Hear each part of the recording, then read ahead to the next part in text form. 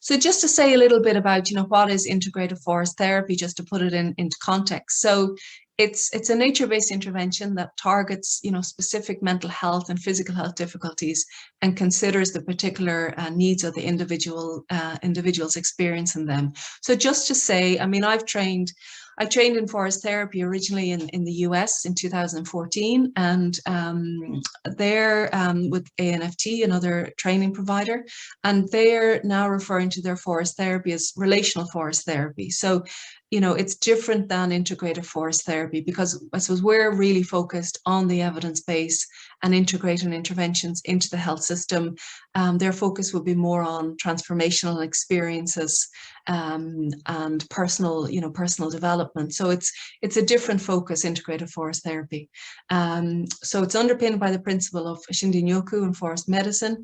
So again, it's really important, that we understand, forest medicine and the different aspects of the forest environment, forest ecology. I see Diarmuid is on the webinar. Diarmuid Macquarie, he's an expert in forestry. He's a forest advisor.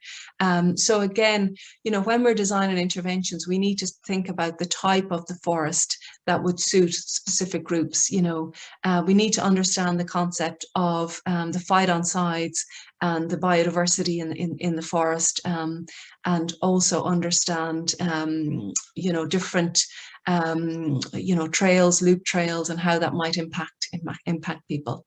So it's grounded in mindfulness and nature connection and sensory awareness practices. And it's also informed by the scientific evidence that aspects of the forest environment can enhance health and well-being.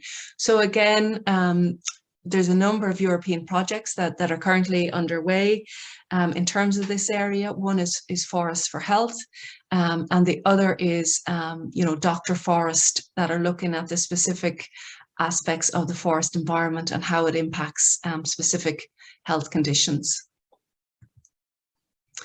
So again, integrative forest therapy is an adjunct to standard treatment and rehabilitation for specific illnesses. So we're not saying it's instead of, clinical treatment. What we're saying it's in addition to, and that's really, really important. It's in addition to, treatment as usual.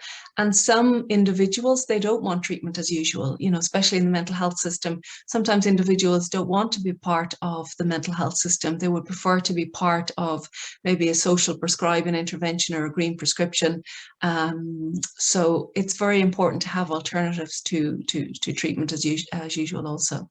The importance of social well-being and social connection is integral to the practice. So again, it's not just about enhancing the nature connection for individuals, but it's also about enhancing, the social connection and the social well-being, because we are, social beings. So we do a lot of work, circle work, in the interventions, where people would share their experience of nature and the different invitations, and that's really central to the social connection.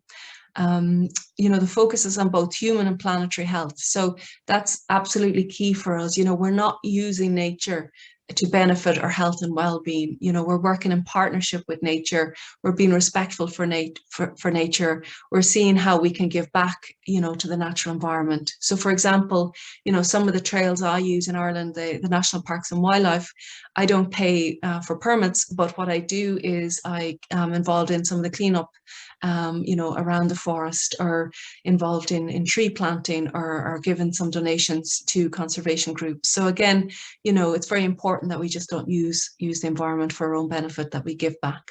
And also integrative forest therapy is, effective for both individuals and groups. I mean, personally, for me, the power of groups can be immense, in terms of the peer support, in terms of the mutual, witnessing.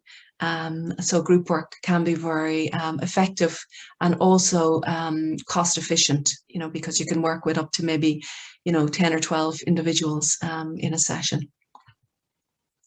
So that's just a little bit about, the different aspects of integrative forest therapy in terms of some of the theoretical underpinnings, where it comes from around integrative medicine, about mind, body, spirit, from the forestry sector in terms of sustainable forest management, forest medicine, from psychology in terms of positive psychology, eco-philosophy around, the connection to nature, neurophysiology in terms of, the impact on the body, on the nervous system, hormones, and then obviously ancient wisdom of ancient traditions. So again, the oldest work in nature, comes from the kind of ancient wisdom traditions, and it's very important that we can respect, those traditions and the land and the culture that we work with.